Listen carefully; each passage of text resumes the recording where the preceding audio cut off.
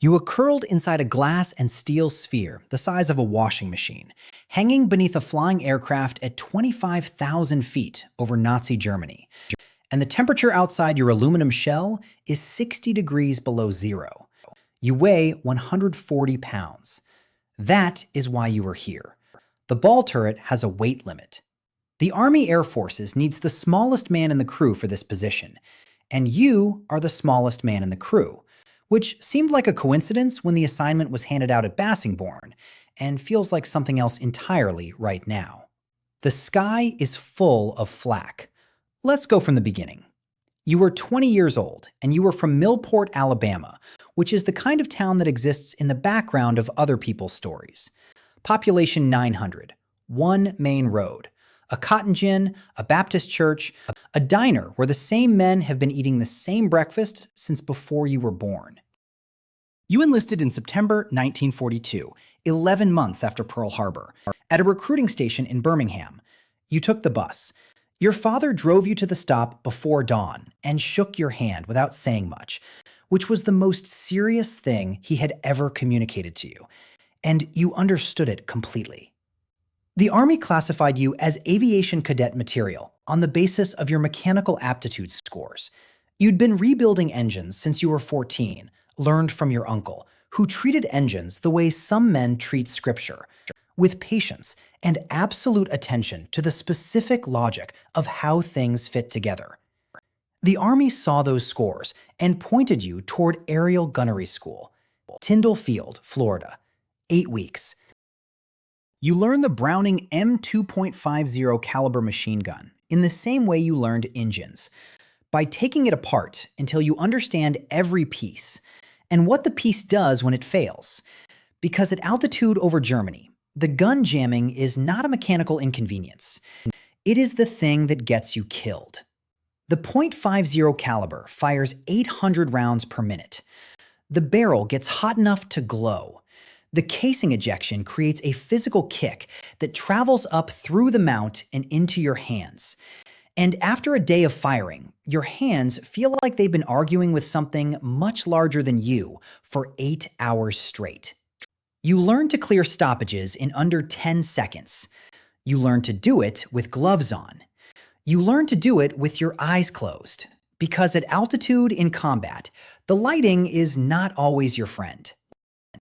Gunnery training ends with a qualification shoot, firing at a banner towed behind a target aircraft from a moving platform.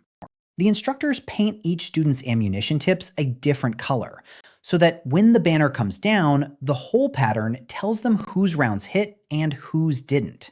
Your tips are red. The banner comes down with more red holes in it than any other color. The instructor says nothing. He writes it down. That is the highest form of praise available at Tyndall Field. You were assigned to the 8th Air Force 91st Bombardment Group, 323rd Bomb Squadron, Bassingbourn, England. You ship out in January 1943.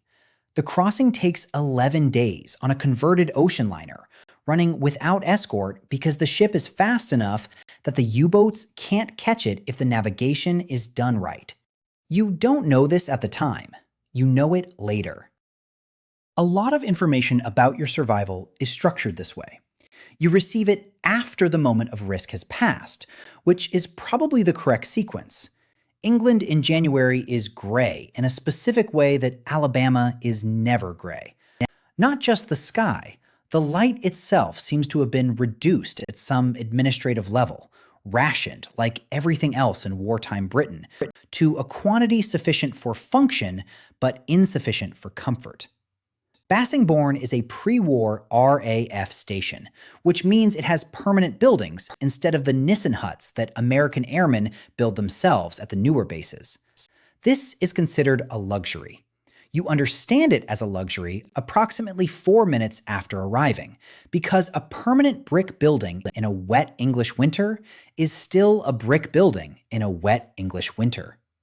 Your crew is 10 men: pilot, co-pilot, navigator, bombardier, flight engineer, radio operator, 2 waist gunners, tail gunner, and you, the ball turret gunner.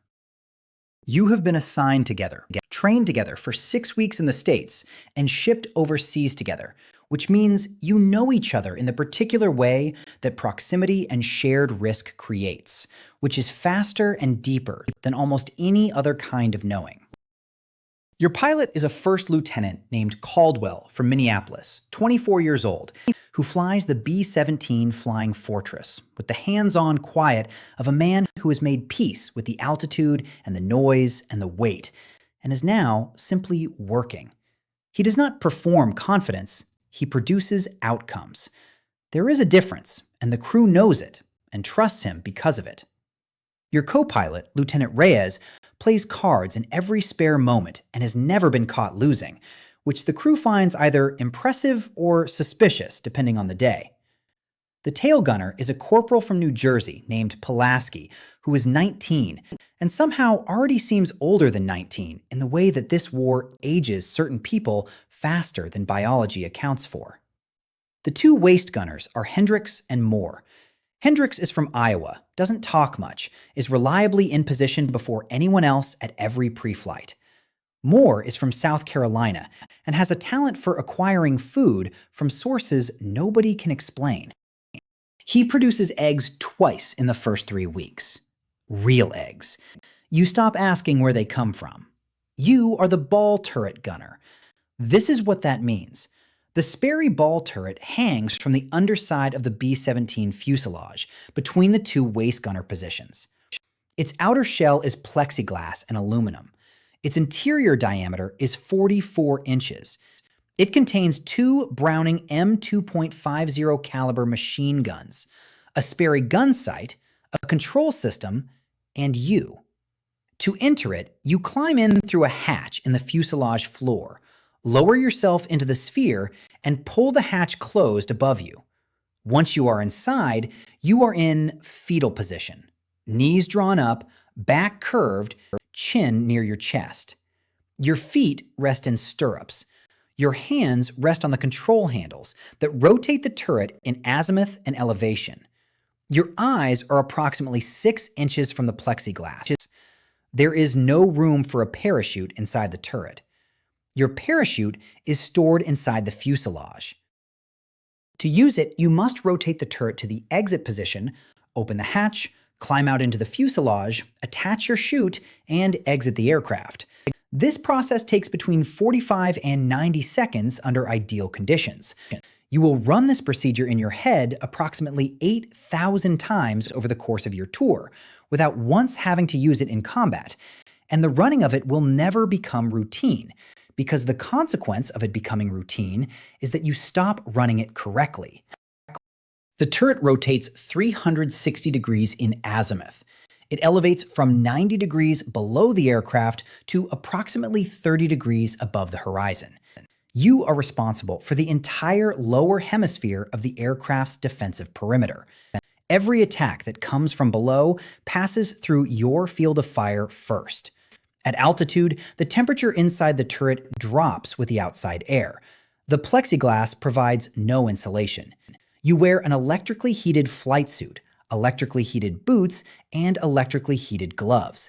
The heating elements are powered by the aircraft's electrical system.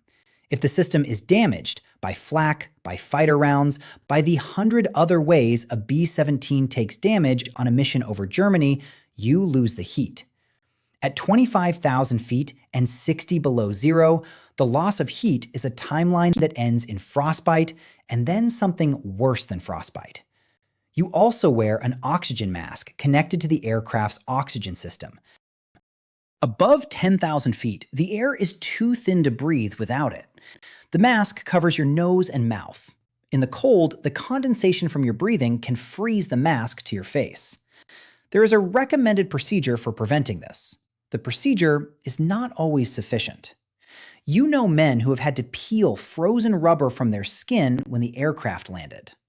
This is the workspace. Your first mission is Wilhelmshaven, February 3rd, 1943, a naval base on the German coast. Not deep into Germany, not heavily defended by the standards you'll encounter later. A manageable introduction to what this work is, which is a generous thing the schedule provides you.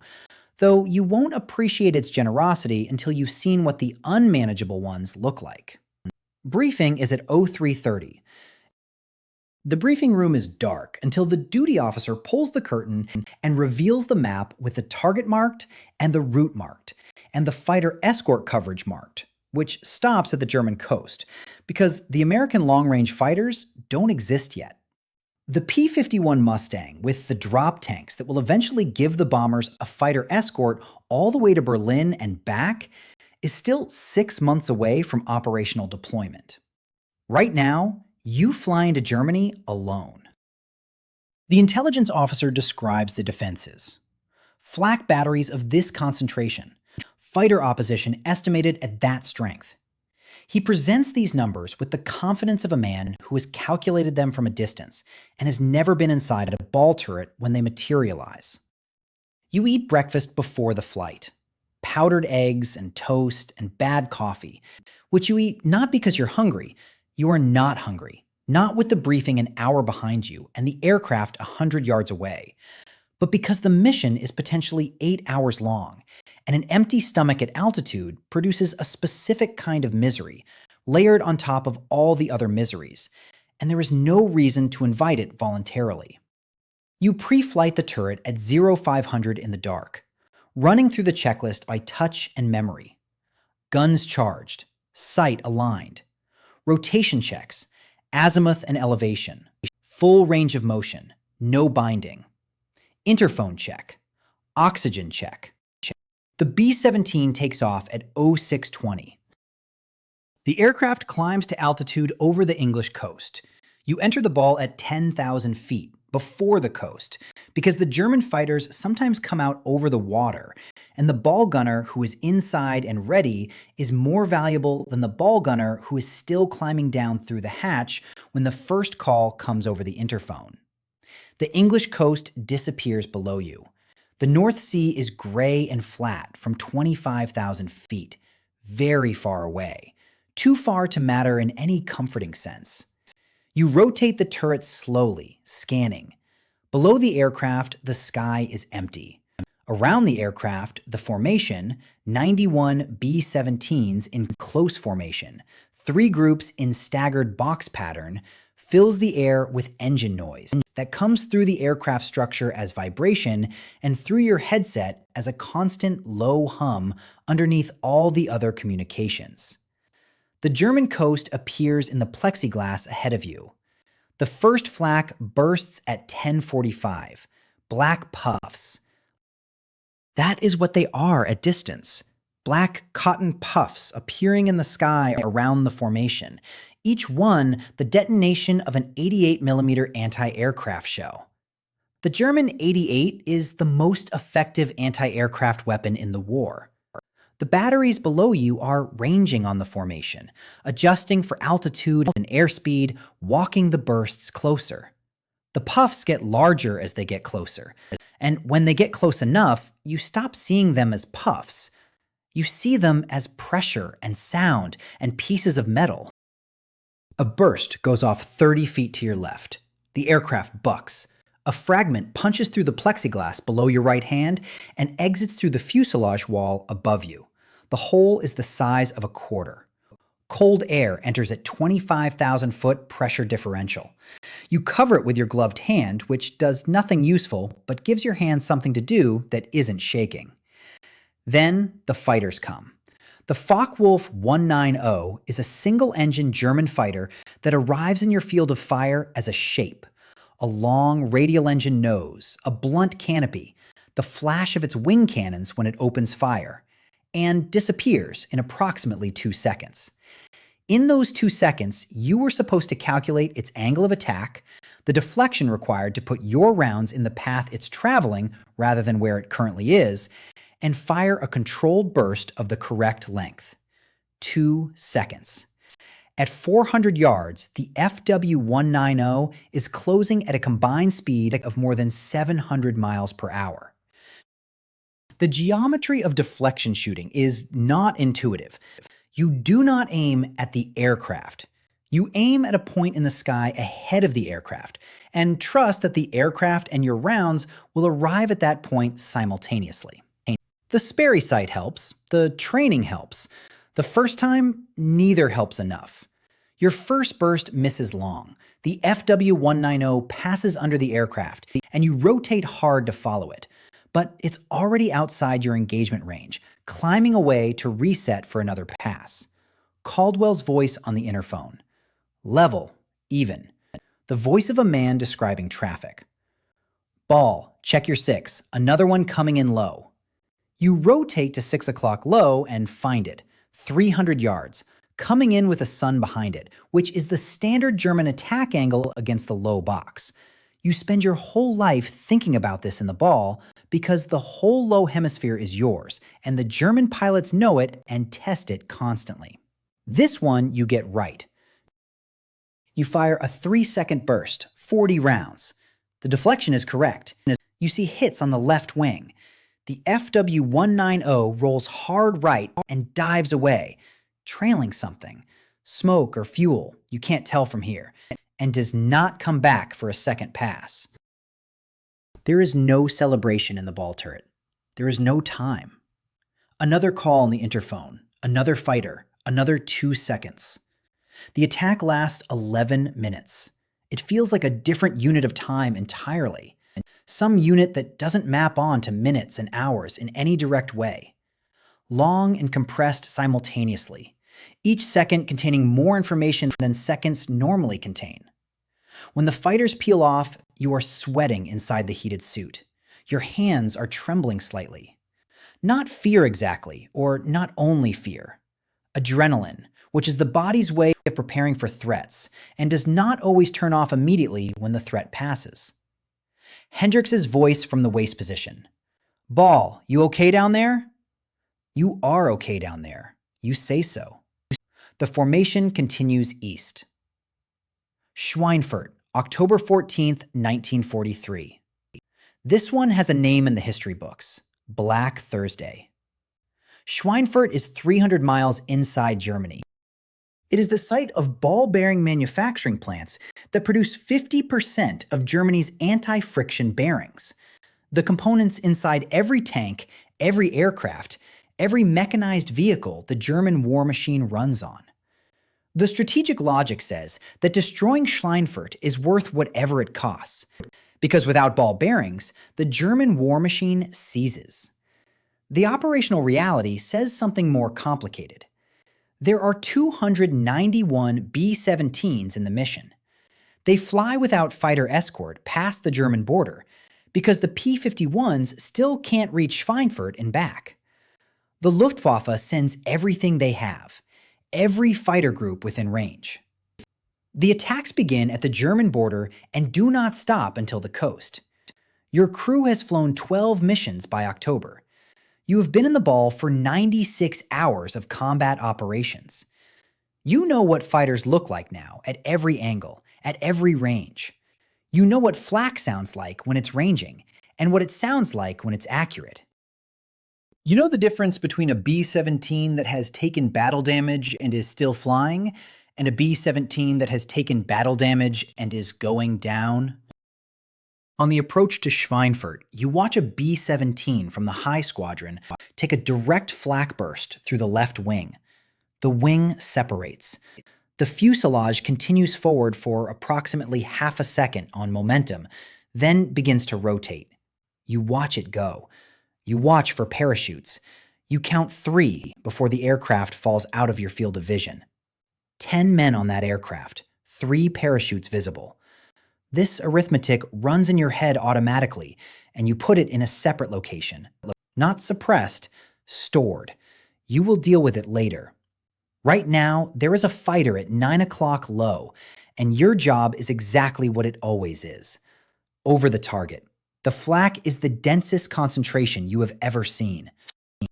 From the ball, looking up, the sky appears dirty, blackened by the detonation density. The puffs so close and so numerous that they overlap, forming a ceiling of shrapnel that the formation must fly through at exactly the altitude and heading the bombardier requires, because the bombs must land on the target and not on Schweinfurt's civilian neighborhoods, and not in empty fields. You are not allowed to maneuver during the bomb run. The bombardier has the aircraft. Caldwell's hands are off the controls. The Norden bomb sight is flying the airplane. You sit in the ball and you absorb the flak, and you rotate the guns toward every fighter that comes into your hemisphere. And you do not think about what happens if a burst catches the bomb bay. And you do not think about the 3 parachutes. And you do not think about anything except the gun sight and the trigger, and the 2 seconds you have for each attack. The bombs drop at 14:39. Caldwell takes the aircraft back. The formation turns west. The fighters continue all the way back to the coast. Of 291 B-17s that take off for Schweinfurt on October 14, 1943, 77 are lost or damaged beyond repair. 650 men in a single day, in a single mission, against a single target that will be repaired within months and require a second attack. Your aircraft lands at Bassingbourn at 1847 with 127 holes in it, a feathered engine on the right inboard, and everyone aboard. Caldwell shuts down the engines and sits in the cockpit for 2 minutes without moving. You know this because you can see the cockpit windows from the hard stand while you're helping the ground crew document the damage.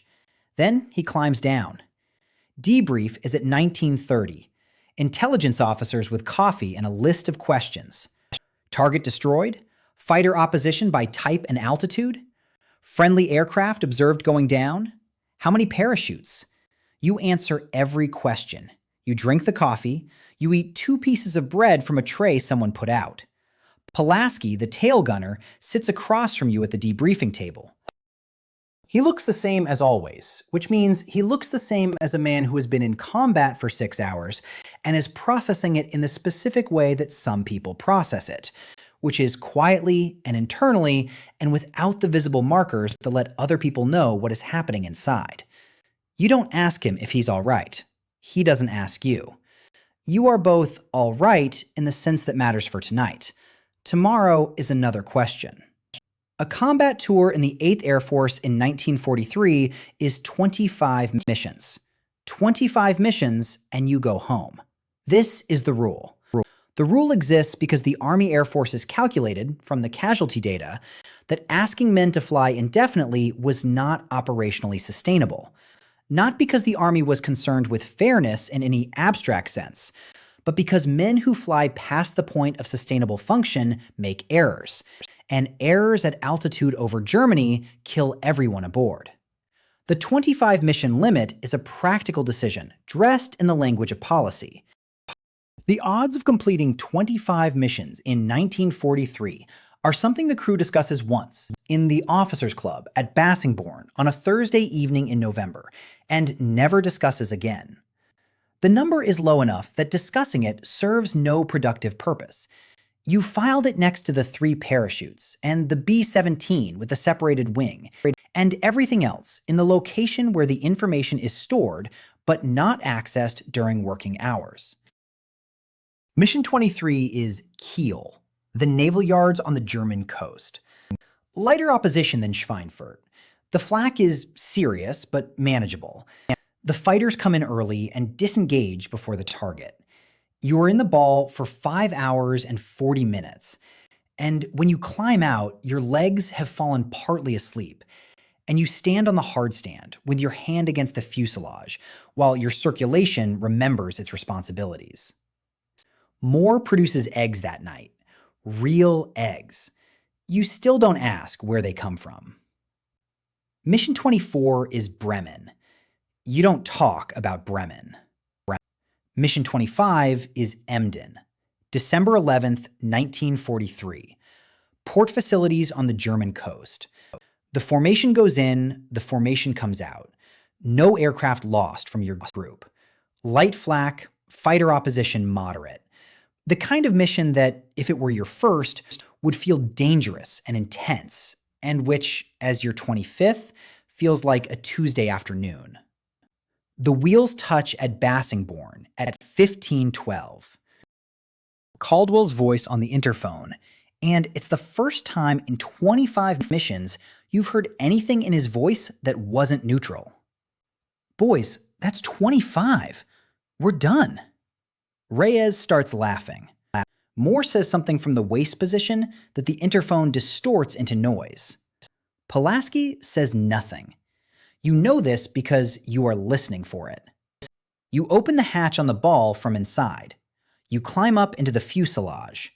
You stand up straight, all the way straight, not crouched as you are for 5 or 6 hours in the sphere. And you put your hand on the fuselage wall, and you stand there for a moment in the roar of the engines while the aircraft taxis. The aircraft parks. The engines shut down. The noise falls out of the world. You climb out onto the hard stand. The English air is cold and wet and smells of aviation fuel and wet grass. It is the best thing you have ever inhaled. Caldwell is standing by the nose with his flight cap off. He looks at each man as they come down. He doesn't say anything to any of them. He doesn't need to. The mission count is a number everyone has been carrying for months, and the number is satisfied, and that is the entire statement. He looks at you. He nods once. That is enough. That has always been enough. There are 12,726 B-17s built during the Second World War. The production line at Boeing's Seattle facility runs 24 hours a day, 7 days a week, producing them the way the country decided to produce everything once the decision to produce was made, at a scale that turns individual units into a force, and a force into an outcome. The 8th Air Force flies 47 combat missions over Europe before the war ends. It drops 700,000 tons of bombs on German industrial and military targets. It loses 26,000 men killed and 28,000 captured. The combined bomber offensive, the joint American and British campaign against German industrial capacity, contributes to the destruction of the Luftwaffe, the degradation of German oil production, the erosion of the rail and road network that moves German supplies from the factories to the front.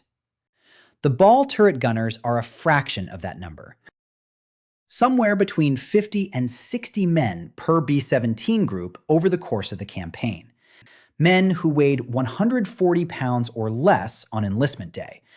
Men who fixed engines in Alabama and drove trucks in Kansas and played football in Pennsylvania and were assigned, on the basis of a number on a mechanical aptitude form, to a glass sphere at the bottom of the world. Most of them flew their missions and went home. Some didn't. The ones who didn't are recorded in the casualty lists with the same flat precision as everyone else. Name, rank, serial number, date of loss, aircraft number, mission. The list doesn't say what the ball turret was like in its last 30 seconds. It doesn't need to. The men who know don't need the list to tell them, and the list can't tell anyone else in a way that crosses the distance. You are 21 years old when you board the ship at Southampton in January 1944. The Atlantic crossing is 11 days in the wrong direction, east to west instead of west to east, which changes nothing about the ocean, but changes something about the direction of gravity. Every mile the ship moves is a mile between you and Bassingbourn, between you and the hard stand, between you and the ball. You stand at the rail the third morning out and understand that you are trying to locate a feeling that doesn't have a name. Not relief exactly, something more structural than relief. The sense that a weight that has been present for so long you stopped noticing it as a weight has been set down, and your body doesn't know yet what to do with the absence. You think about Kowalski, not from your crew, from a crew you knew, gone over Hamburg in October. You think about Hendricks, who completed his tour 3 weeks before yours, about Moore's eggs, about Pulaski saying nothing when Caldwell announced the 25th mission, and the specific quality of that silence. You think about the ball, about the plexiglass and the cold and the 2 seconds and the deflection calculation and the way the aircraft shook when the flak found the range. About the hatch above your head during those missions over Schweinfurt and Kiel and Bremen and the 22 others. The hatch that you knew was there, that the parachute on the other side of that hatch was there, and the knowledge that if you needed it, you had 45 to 90 seconds to get to it. You never needed it. Not every man in the ball had 45 seconds. You think about this with the specific attention it deserves, and then you let it be what it is. You cannot change the arithmetic. You can only account for it. You can carry it correctly. You can move through the world in a way that justifies the outcome, that the hatch never opened, that the ship is moving west, that Millport, Alabama is on the other side of this gray Atlantic water. Your father meets you at the bus station. He shakes your hand. He doesn't say much. He is a man who communicates through presence and silence and the specific gravity of a handshake. You understand him completely. You always did. If you've made it this far, drop a comment.